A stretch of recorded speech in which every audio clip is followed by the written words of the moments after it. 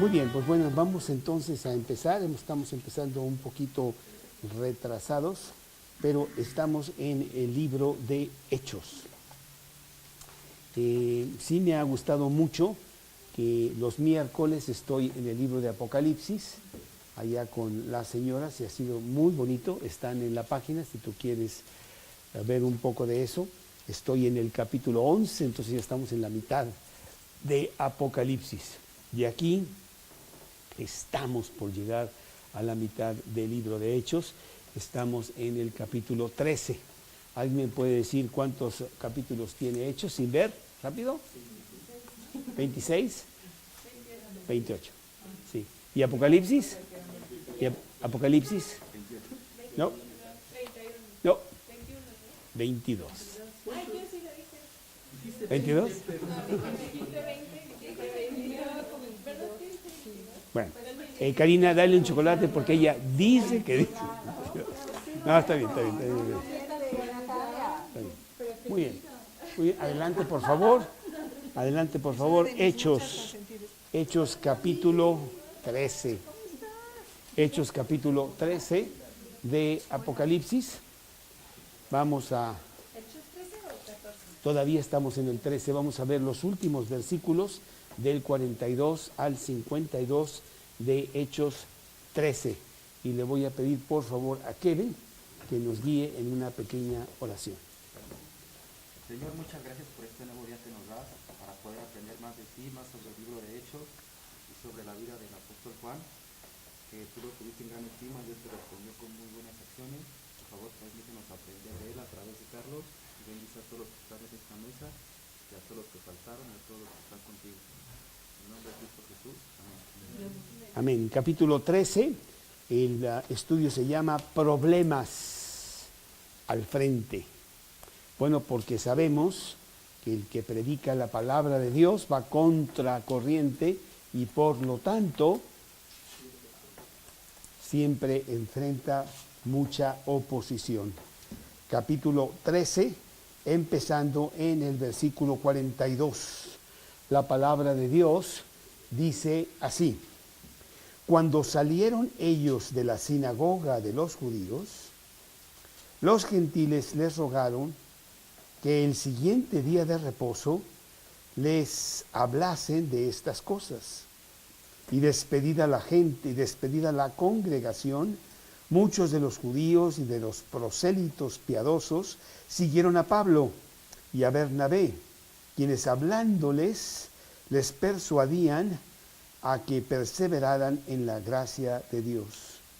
El siguiente día de reposo se juntó casi toda la ciudad para oír la palabra de Dios. Pero viendo los judíos la muchedumbre, se llenaron de celos y rebatían lo que Pablo decía, contradiciendo y blasfemando. Entonces Pablo y Bernabé, hablando con denuedo, dijeron: a vosotros, a la verdad, era necesario que se os hablase primero la palabra de Dios. Mas puesto que la desecháis y no os juzgáis dignos de la vida eterna, he aquí nos volvemos a los gentiles, porque así nos ha mandado el Señor diciendo: te he puesto para luz de los gentiles, a fin de que seas para salvación hasta lo último de la tierra. Los gentiles, oyendo esto, se regocijaban y glorificaban la palabra del Señor, y creyeron todos los que estaban ordenados para vida eterna. Y la palabra del Señor se difundía por toda aquella provincia. Pero los judíos instigaron a mujeres piadosas y distinguidas y a los principales de la ciudad, y levantaron persecución contra Pablo y Bernabé, y los expulsaron de sus límites. Ellos entonces, sacudiendo contra ellos el polvo de sus pies, llegaron a Iconio, y los discípulos estaban llenos de gozo y del Espíritu Santo. Realmente están teniendo una maravillosa aventura, tanto Pablo como Bernabé, de ir predicando el Evangelio por todos lados. lugares en donde nunca se había escuchado tampoco la doctrina de los judíos, porque era territorio gentil, era territorio no gentil. Pero pronto vamos a ver, y tú lo experimentas ya al hablarle a otras personas de Cristo, que el Evangelio es poderoso, pero también trae o mucha aceptación o mucha persecución. Romanos 1:16 nos dice, Romanos capítulo 1, versículo 16, nos dice: porque no me avergüenzo del Evangelio, porque es poder de Dios para salvación a todo aquel que cree, al judío primeramente y también al griego. Y aquí sí me impactó mucho la palabra es poder de Dios. Cuando la predicación es poderosa porque tiene convicción y tiene fuerza, hace estragos en el corazón humano. A lo mejor la persona te puede estar contradiciendo exteriormente, rechazando exteriormente, pero su conciencia está de tu lado. La palabra poder viene del griego dinamos, de donde viene, sí conocemos esa palabra, de dinamita, o gran poder de Dios, una transformación que viene a todos los que creen. Ayer estaba yo escuchando una predicación y hablaban de cómo se originó la creación del universo. Y dice que se hizo por la palabra de Dios. La palabra de Dios es poder. Había una energía tal en Dios que la transmitió a la creación del universo. Así de sencillo. Y sí me impactaba mucho esa sencilla respuesta de cómo fue iniciado la creación del universo. Y podemos ver que este poder y convicción de la predicación del Evangelio puede traer una reacción positiva o una reacción negativa. Porque es una confrontación realmente con la persona acerca de su pecado para con Dios. La ley lo condena. No podemos ni siquiera nosotros seguir el primer mandamiento. Amarás a Dios con toda tu fuerza todo el tiempo. No podemos, ya ni sigas con el segundo. La ley nos fue dada no para que la sigamos, puesto que no la podemos seguir, sino para que veamos el estándar de Dios y sepamos que somos pecadores y corramos a un Salvador. Y el Evangelio confronta a la persona y le dice: tú eres un pecador y no llegas a los estándares de Dios nunca. Es posible que tú seas mejor que otro, ¿no? A veces lo vemos haciendo una comparación física de una persona como mi hijo Caleb, que ya mide 2 metros, me estaba contando ayer o antier, ¿verdad? Y pues Natalia a lo mejor mide, ¿cuánto me dirás? 1,65. Entonces, pues la verdad, yo creo que Caleb se podría de mucho orgullo contigo decir: pues yo soy mejor que tú. Mira, tengo 35 centímetros más que tú, ¿no? Pero si nos comparamos con Dios, 1,65 y 2 metros contra años y años luz, pues estamos hablando de ridiculeces, ¿no? Pero así es el hombre. El hombre se cree bueno porque se compara con otros y está un poco mejor que el otro, pero el estándar de Dios está muy, muy lejos de que nosotros lo podamos llegar a obtener, y por eso necesitamos un Salvador, y ese es el Evangelio. Eso es lo que predicamos, la necesidad de un Salvador, reconociendo primero de que yo soy un gran pecador.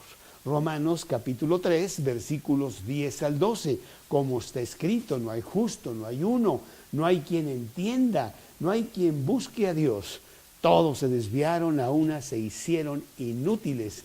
No hay quien haga lo bueno, no hay ni siquiera uno.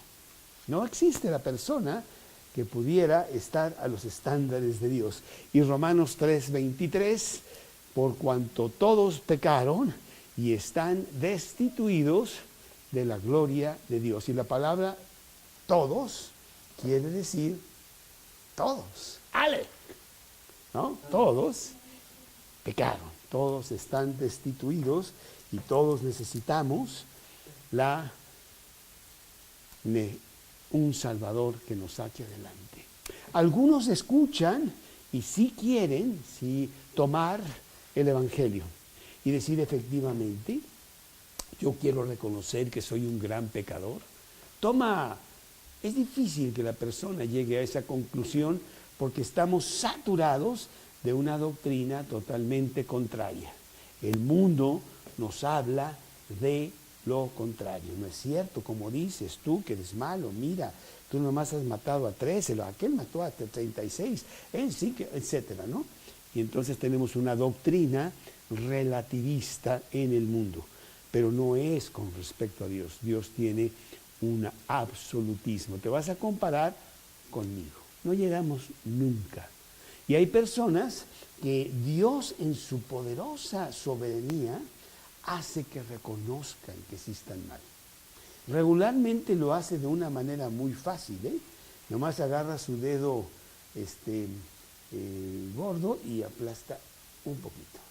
Y entonces ya tocamos fondo y decimos, sí, realmente pues tengo muchos problemas, soy un lío y acepto que soy un pecador y vengo a Jesús a arrepentirme. Eso es lo que yo tengo que hacer, ¿no? Hechos capítulo 3, versículo 19. Así que arrepentíos y convertíos para que sean borrados vuestros pecados, para que vengan de la presencia del Señor tiempos de refrigerios. Pero la mayoría no atenderá de esta manera el Evangelio, sino hay un rechazo inclusive pasional, y entre más fuerte es la predicación, pues más sienten el ataque interno y más se van contra ti. Es como dejarlos desnudos interiormente, en donde tú puedes ver lo que está pasando interior, tú no lo puedes ver, pero ellos piensan que sí, ¿no? ¿Cuántas veces me ha tocado que viene la persona por primera vez y dice, ¿quién le dijo a Carlos todas mis cosas? Y la verdad yo ni su nombre sé, ¿no? Pero es que el Evangelio llega a lo profundo de tu corazón y nos deja totalmente desarmados. Y esto trae furia al ser descubiertos. Y el Evangelio es fuerte, ¿eh? A veces queremos ser medio suaves, esto, lo otro, pero no es así. El doctor, tú eres doctora, ¿verdad? Y yo estoy seguro que muchas veces tuviste que dar malas noticias. Y como buena doctora, lo dijiste, diciendo, pues no me importa si la persona se lastima, se entristece, si no le gusta, yo tengo que hacer mi trabajo y decirle la verdad. Y Dios da la verdad con nosotros. Por ejemplo, Mateo capítulo 3, versículo 7, en donde Juan el Bautista, que no era realmente un gran embajador con palabras suaves, dice que al ver él, muchos de los fariseos y de los saduceos que venían a su bautismo, les decía, generación de víboras, ¿quién os enseñó a huir de la ira venidera? ¿Sí? Bueno, pues sí, y es importante sí dar el Evangelio tal como es, por mucho que la persona quede ofendida, pues eso es lo que tenemos que hacer. El mismo Jesús habló duro, fuertísimo. Mateo 10, capítulo 34, Mateo 10, 34 al 36, la palabra de Dios dice así, Mateo 10, 34 al 36, no penséis que he venido para traer paz a la tierra. No he venido para traer paz, sino espada, porque he venido para poner en disensión al hombre contra su padre, a la hija contra su madre, a la nuera contra su suegra, y los enemigos del hombre serán los de su casa. ¿Sí? Llega el punto en que tú vas a tu propia casa y presentas el Evangelio, y hay muchos problemas porque algunos de la casa se van contra ti, los estás atacando, o tus mejores amigos, o tus compañeros de trabajo, pero tenemos realmente el privilegio, pero también la gran responsabilidad de presentar el Evangelio tal como es. Y a veces lo pagas muy caro. La persecución contra ti es fuerte. Lo vemos en el caso de Esteban, que fue el primer mártir del Nuevo Testamento, en donde, ya lo vimos, por hablar con fuerza de lo que los fariseos habían hecho con Jesús, pues lo apedrearon ahí en el capítulo 7 del libro de Hechos, en los últimos versículos, que son los versículos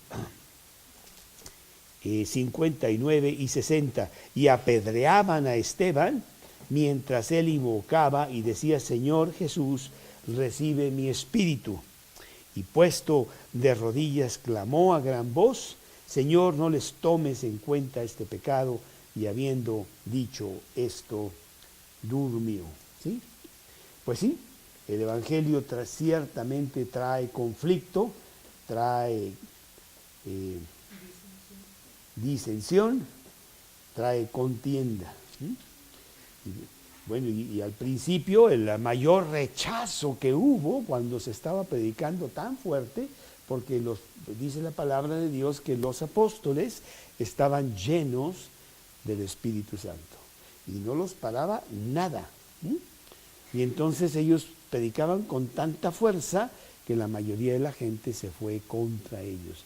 Los principales fueron, irónicamente, los judíos, a quienes ellos les estaban predicando diciendo que habían matado al Mesías, que por tanto tiempo habían, con mucho anhelo, estando esperando, pero que pues no lo vieron cuando llegó. Juan capítulo 1, versículo 11, que le voy a pedir a Jesús que me lo diga, pero como no ha llegado al capítulo 1, versículo 11, pues entonces mejor no. A lo mejor la semana entrante ya lo puede decir. A lo suyo vino y los suyos no le recibieron. ¿Sí? Realmente él demostró grandes credenciales de que era el Mesías, cumplía las profecías del Antiguo Testamento, pero ellos no creyeron en él. Y hemos visto al estudio de este libro de Hechos, en el capítulo 4, en el capítulo 5, en el capítulo 6, cómo ya tenemos mucha persecución de los apóstoles, en donde la gente está maravillada, pero los fariseos los meten en la cárcel. Inclusive en el capítulo 12 a Pedro ya lo quieren matar, pero Dios lo saca de la cárcel. Mas sí mata. ¿A quién mata? Otro mártir del Nuevo Testamento que Herodes manda matar, a Jacobo, el hermano de Juan, el hermano de Juan. Jacobo, el hermano de Jesús, se estaba convirtiendo apenas en ese tiempo. Lo vamos a ver en 2 o 3 capítulos después, en donde él ya con mucha fuerza es el principal en el grupo de Jerusalén, en el capítulo 15. Jacobo, el medio hermano de Jesús. Entonces no te equivocaste, pero a él no lo mataron. Inclusive en el capítulo 12 de Hechos, Herodes, en el versículo 2 del capítulo 12 de Hechos, manda matar a Jacobo. Y luego vemos cómo Pedro está en la cárcel y Dios lo saca de la cárcel y él va a la casa de de Marcos y no le abren porque no saben que es él. Por fin le abren y él dice: ya me tengo que ir a otro lugar, por favor díganle a Jacobo. ¿Cómo? ¿Jacobo ya se murió? No, es que ahora sí está hablando del otro Jacobo, ¿sí? Pero bueno, sí había ya mucha persecución. El mismo Saulo de Tarso se va muy fuerte contra los cristianos, pero después él mismo se convierte ahí en el capítulo 9 del libro de Hechos y empieza a predicar con muchísima fuerza. ¿Y qué es lo que pasa cuando empieza a predicar con mucha fuerza? Empieza gran persecución contra él. Hechos capítulo 9, versículo 20. Hechos 9, versículo 20, que dice así: enseguida, cuando Pablo se convirtió, fíjate que es una de las mejores señales de que una persona se ha convertido, enseguida empieza a hablar de Cristo. Y a su manera, a lo mejor no sabe los versículos y no encuentra nada en la Biblia, pero está hablando, ¿sí? Y bueno, el apóstol Pablo, ahora Saulo de Tarso, enseguida predicaba a Cristo en las sinagogas, diciendo que éste era el Hijo de Dios. Y todos los que le oían estaban atónitos y decían: ¿no es este el que asolaba en Jerusalén a los que invocaban este nombre? Y a eso vino acá, para llevarlos presos ante los principales sacerdotes.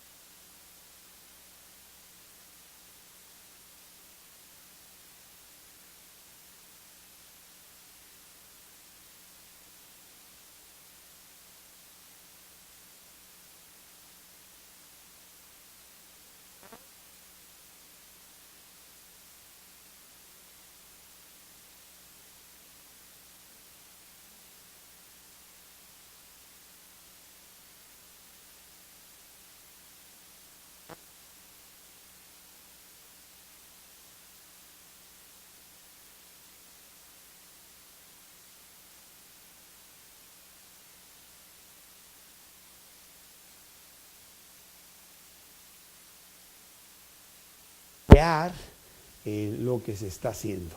Y estos judíos, pues dice aquí que estaban llenos de celos.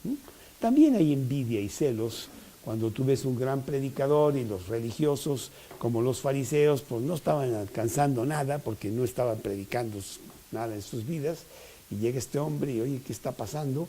Y entonces la envidia hace que quieran destruir lo que este hombre está haciendo. Acuérdate que le tenían envidia a Jesús. Había algo en Jesús que hacía que realmente la gente escuchara con mucha fuerza a este hombre llamado Jesús. Y los fariseos y los saduceos y los escribas ya no sabían qué hacer porque realmente, además como les decía sus cosas, pues sí estaban muy, muy contra él. Inclusive tú te acuerdas que en una ocasión los fariseos mandaron a los alguaciles a prender a Jesús. Ven, tráetelo y no sé qué. Y los alguaciles regresaron sin Jesús. ¿Cómo que no lo aprendieron? ¿Qué les pasó? No, sino que los alguaciles dijeron, nunca nadie ha hablado como este hombre. Se les olvidó a qué iban y ellos mismos estaban encantados con la prédica de Jesús. Creo que está en el capítulo 6 o 7 ahí de Juan. ¿Sí? Entonces, pues sí, la verdad, pero hay que siempre ver que sí tenemos rechazo, celos, envidia, inclusive pues las personas ven cómo tú tienes tu matrimonio ahí, todo bien, más o menos, y te dicen, ¿cómo? Yo llevo 13 matrimonios y lo mío no funciona, ¿y cómo? Y hay envidia y hay muchas cosas, ¿no? Por una vida no adecuada que llevan otras personas, ¿sí? Sí, así es. Bueno, vamos a ver precisamente ese pequeño pasaje que está en Mateo 27, 18. Mateo 27, 18, que dice lo siguiente, Mateo 27, 18. Dice Mateo, dicen, reunidos pues ellos, les dijo Pilato, ¿a quién queréis que os suelte? El versículo anterior, a Barrabás o a Jesús, llamado el Cristo, porque sabía que por envidia le habían entregado. ¿Sí? Pilato sabía qué es lo que estaba realmente pasando. ¿Sí? Y bueno, y los fariseos, ¿cómo es posible que les estés predicando a los gentiles, a los no judíos? Los gentiles son perros, son de tercera clase, eso no se les predica. Y los judíos y los gentiles estaban realmente encantados de cómo estaba predicando Pablo y los estaba incluyendo a ellos, ¿no? Entonces, pues sí había un gran rechazo de todas estas personas judías contra Pablo. Hechos 18:6, para que veamos otro ejemplo. Hechos 18:6, que dice lo siguiente, Hechos 18:6. Pero, oponiéndose y blasfemando, estos les dijo, sacudiendo los vestidos, vuestra sangre sea sobre vuestra propia cabeza, yo limpio, desde ahora me iré a los gentiles. Pablo poco a poco, él era judío, se identificaba más con los judíos, quería predicar a los judíos sabían de todas las escrituras del Antiguo Testamento, Moisés y David y todo esto, pues sería fácil por ahí, pero él vio que no, era todo lo contrario. Y entonces dijo, muy bien, pues son los gentiles los que sí están escuchando, pues yo voy a ser el apóstol a los gentiles. Y estuvo predicando con mucha fuerza a los gentiles, porque ellos estaban realmente atendiendo lo que les predicaba con mucha mayor fuerza. Capítulo 11 de Romanos, versículo 13, Romanos capítulo 11, versículo 13, que dice lo siguiente, 11:13, aquí está, 11:13, porque a vosotros hablo gentiles, por cuanto yo soy apóstol a los gentiles, honro mi ministerio. Es realmente el apóstol Pablo el que hizo que el judaísmo se quedara atrás y que no fuera el cristianismo parte pequeña del judaísmo, ¿no? Exacto. Si no fuera por Pablo, pues nosotros estaríamos ahí como parte del judaísmo, ¿no? Pero no, eso fue así. Y él estaba realmente predicando muy bonito, con mucha fuerza, pero sí tenía ya mucha persecución. En el versículo siguiente, allí en nuestro pasaje de Hechos 13, dice la palabra de Dios que viendo los judíos la muchedumbre se llenaron de celos, versículo 45, y rebatían que Pablo decía, contradiciendo y blasfemando. Entonces Pablo y Bernabé, fíjate cómo para nada son diplomáticos, hablando con denuedo, hablando con valor, hablando con coraje, con mucha fuerza, dijeron: a vosotros, a la verdad, era necesario que se os hablase primero la palabra de Dios, mas puesto que la desecháis y no os juzgáis dignos de la vida eterna, he aquí nos volvemos a los gentiles. ¿Sí? Dice, pues ustedes no atienden esto, pues tengo otras personas, pues yo me voy a predicar por otro lado. Y bueno, él empieza a predicar con los gentiles, en donde sí tiene una reacción no negativa como los judíos, sino una reacción muy positiva de parte de estas personas, los gentiles. Inclusive cita el Antiguo Testamento, pues los judíos lo conocían, Pablo lo conocía, y dice, porque así nos ha mandado el Señor, versículo 47, diciendo, te he puesto para luz a los gentiles, a fin de que seas para salvación hasta lo último de la tierra. Él ya sabía que el Evangelio era para todos, pero los gentiles eran los que realmente estaban aceptando el Evangelio. Pues vámonos con los gentiles. Así nosotros también, le predico a esto y le predico acá. Y, oye, ¿por qué no vas a las cárceles a predicar? Podría ir. ¿O por qué no vas a los hospitales a predicar? Podría ir. Pero pues no puede ir a todos lados. Entonces Dios te dice, no, este es tu ministerio, predica aquí. Y casi siempre es donde tienes más éxito. ¿Dónde tienes más éxito? En el lugar académico, en el lugar económico, en el lugar social y en el lugar físico en donde tú estás. Una persona joven de 23 años le va a poner atención a Carolina. A mí a lo mejor no me pone atención y a lo mejor pienso otras cosas, ¿no? O si yo voy a la cárcel, pues a lo mejor no me van a hacer tal, porque yo no se identifican conmigo. Pero las personas que dicen, yo tengo los mismos problemas que tú, yo tengo las mismas dudas que tú, yo estoy más o menos igual que tú, ellas se identifican, ahí es donde debemos de predicar. Y Pablo dijo, pues yo soy judío, debo estar predicando a los judíos, pero no me están haciendo caso, pues me voy a los no judíos. Y tuvo mucho éxito. Veamos el siguiente versículo, que es el 48. Los gentiles, oyendo esto, se regocijaban y glorificaban la palabra del Señor, y creyeron todos los que estaban ordenados para vida eterna. Después de todo, todos estos gentiles hicieron que creciera el cristianismo por todo el Imperio Romano, y después a las tribus bárbaras, y llegó por toda Europa, y después por ahí llegó hasta México, y aquí estamos. Y fue a través de los gentiles, no a través de los judíos.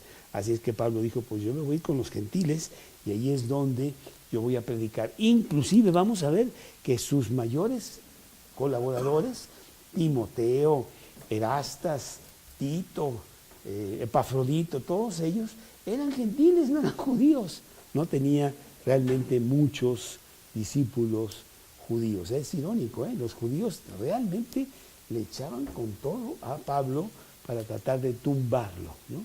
Y sus mejores discípulos eran los no judíos. Ahora vemos aquí algo que está medio intrigante, que a lo mejor algunos de ustedes, tan inteligentes que son, luego me cuestionarían. Porque dice, los gentiles, oyendo esto, se regocijaban y glorificaban la palabra del Señor, y creyeron todos los que estaban ordenados para vida eterna. A ver, otra vez, creyeron todos los que estaban ordenados para vida eterna. Escogidos, ahí está la palabra escogidos. Hay una doctrina que a través de los siglos ha sido muy difícil entender y realmente cuadrar bien de lo que Dios dice.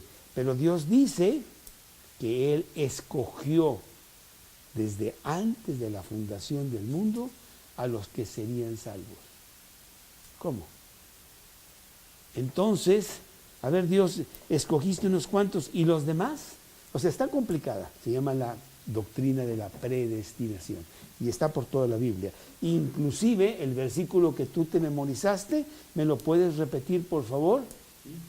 Todo lo que el Padre me da, viene a mí. Hasta ahí. Todo lo que el Padre me da, vendrá a mí. Quiere decir que lo que el Padre no me da, no vendrá a mí, ¿sí?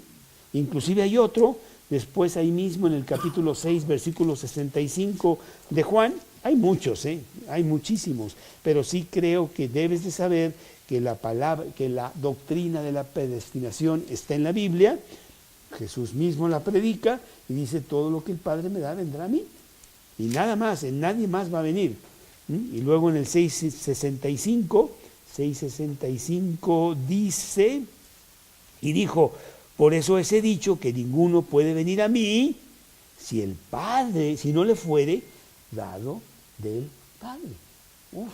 Y entonces, ¿dónde entra la voluntad humana? Cuando tú le dices a la persona, oye, debes de aceptar a Cristo, porque realmente, ok, yo quiero.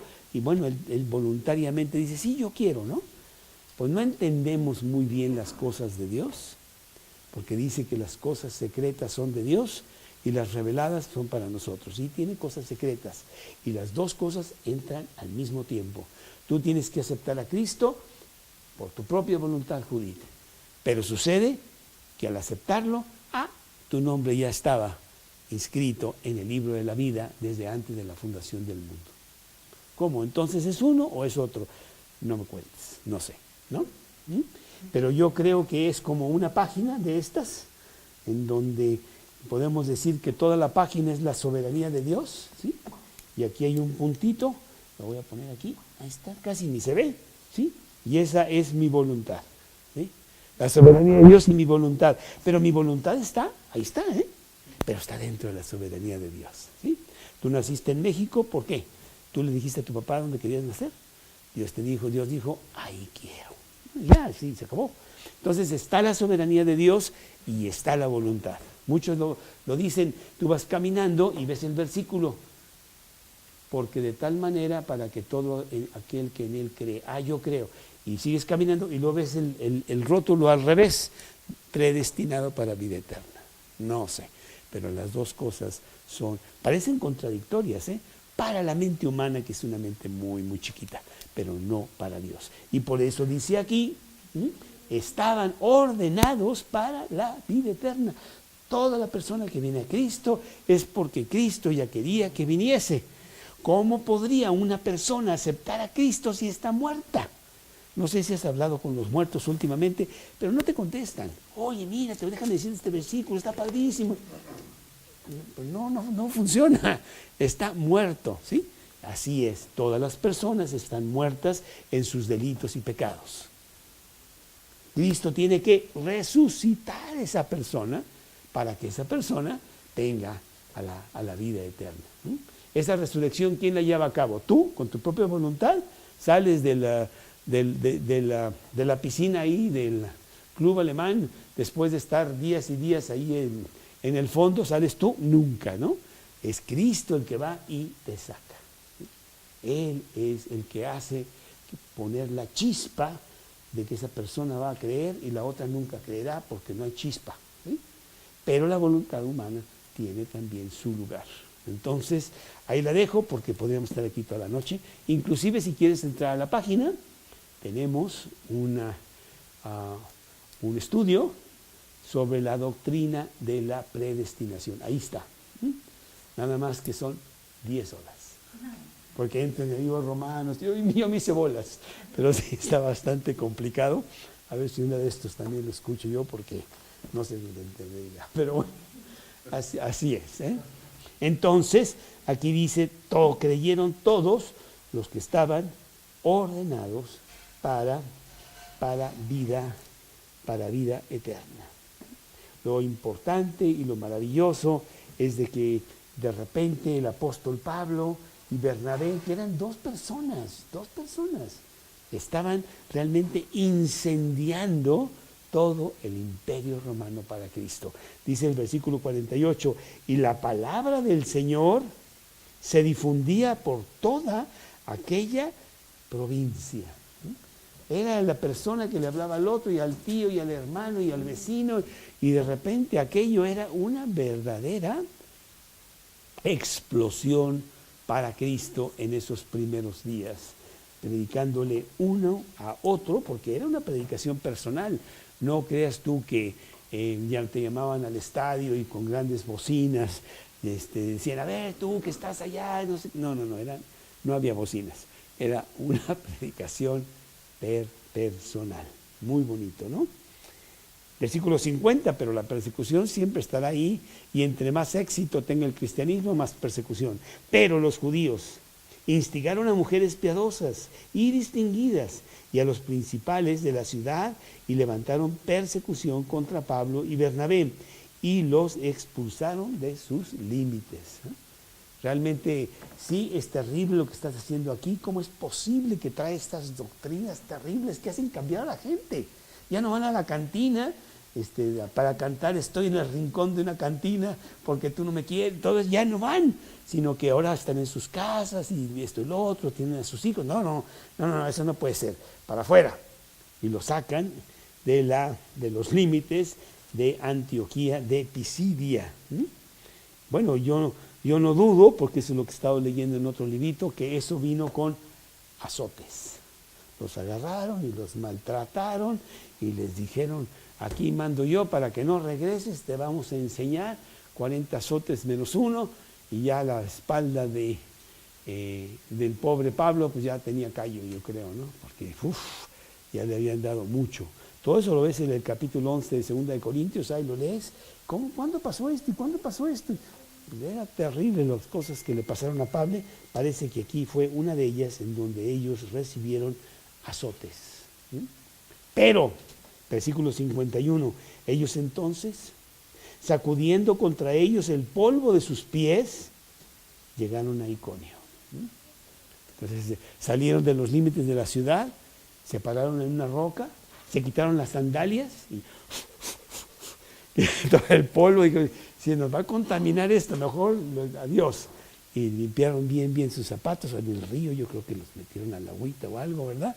Para que no tuvieran ningún polvo. Sacudieron el polvo de sus pies. Eso lo dijo Jesús. Lucas capítulo 15. Lucas, capítulo 15. Déjame ver, aquí lo tengo. Sí, está ¿por qué no lo veo? Está en Lucas capítulo 15. Bueno, vamos a ver el capítulo 15 de Lucas. Aquí está. Versículo...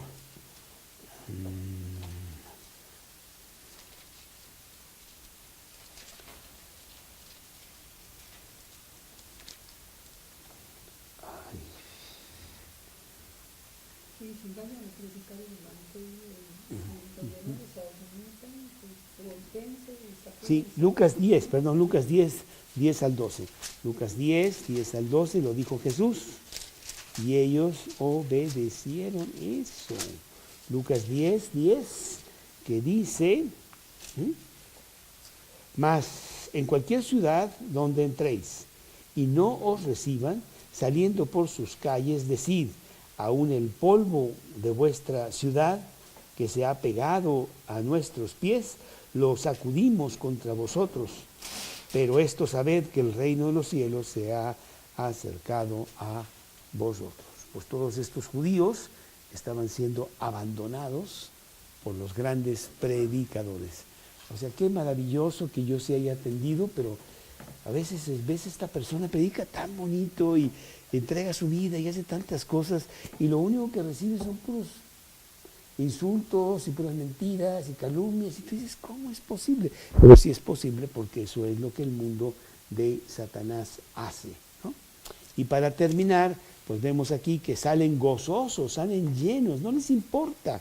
Sí hubo algunas personas que recibieron a Cristo y eso realmente es suficiente, porque dice acá, de regreso en Hechos, capítulo 13, en el versículo 50 a 51, ellos entonces sacudiendo contra ellos el polvo de sus pies, llegaron a Iconio. Y los discípulos, fíjate, no ellos, los discípulos, los que se convirtieron mientras estuvieron allí, estaban llenos de gozo y del Espíritu Santo.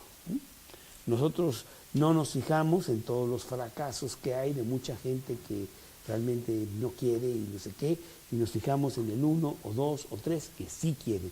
Y ya había discípulos, estaban llenos de gozo, estaban llenos del Espíritu Santo y predicando allí en Antioquía de Pisidia, aunque Pablo y Bernabé ya no lo estaban haciendo porque los corrieron, ¿no? Qué bonito, qué maravilloso. Y llegan a Iconio, ahí van a suceder otra serie de cosas terribles desde el punto de vista físico. O sea, van a tener muchos problemitas, pero al mismo tiempo no los paraba nadie, no los paraba nadie. Lo que paró a Pablo fue la muerte cuando César lo mató, pero antes de eso, para nada. Y así son los cristianos. Yo sirvo a Dios, el día que Dios quiere que yo muera, me muero, pero mientras nadie me puede matar hasta que Dios quiera. Y por lo tanto yo voy a predicar, y así lo han hecho muchos en mucho tiempo. Y no es que tú tengas que morir por Cristo, pero sí necesitas tú predicar el Evangelio. Realmente sí es muy importante que lo hagamos y nos da pues mucha motivación, nos da mucho gozo ver todas estas aventuras porque son llenas de aventuras. Yo estaba viajando mucho, Toño, con mi Biblia, pues todavía estaba en el negocio, entonces viajaba yo mucho por todas y llevaba mi Biblia y siempre tenía yo 1000 aventuras en los aviones, en los aeropuertos, en el hotel. Una vez estaba yo ahí sentado a las 7:30 de la mañana, estaba yo esperando a un cliente, estaba yo leyendo mi Biblia y se me acerca, por cierto, una muy guapa grieguita como Karina y me dice, ¿estás leyendo un libro maravilloso? Le dije, sí, y se sentó conmigo ahí, no sé, ¿no? Cosas muy bonitas que siempre están pasando y te acuerdas de esto y te acuerdas de otro. Realmente es una vida maravillosa el estar con Cristo, ser el soldado de Cristo, ser embajador de Cristo. Y eso es lo que vamos a hacer, principalmente ustedes que tienen toda una vida por delante. ¿Cuántas cosas pasarán en los siguientes 50 años el camino por donde Dios te va a llevar? A lo mejor Toño y yo no tanto, a lo mejor no más 2 o 3, pero bueno, los que sean, ¿no? Los que sean. Señor, te damos muchas gracias por el ímpetu, la energía, la fuerza, la perseverancia, la constancia del apóstol Pablo y de Bernabé, llevando el Evangelio por todo el imperio romano y realmente incendiando todo el imperio con el Evangelio que pronto sería el que derrumbara literalmente al mismo imperio romano. Y llegar hasta nosotros aquí en el siglo XXI, que tenemos ahora la comisión de llevar el Evangelio por todos lados. Bendícenos, Señor, que tengamos oportunidades, que hablemos de Cristo, en el nombre de Cristo Jesús. Amén. Inclusive esta mañana estaba yo, porque sí me meto todos los días ahí al vapor, al fin que es gratis. Estaba yo en el vapor y estaban 2 personas, una de ellas es un importante abogado ahí que siempre está, no sé, estaban ahí platicando y estaban hablando de la elección, que no sé qué, que si va a haber cambios, que si no va a haber cambios, y yo estaba callado. Y entonces al final sí me acerqué a ellos y le dije, mira, mientras la palabra de Dios, la Biblia, no esté abierta en México, no va a haber tantos cambios, son los mismos. Mientras no tengamos temor de Dios, este país no sale. Necesitamos una Biblia.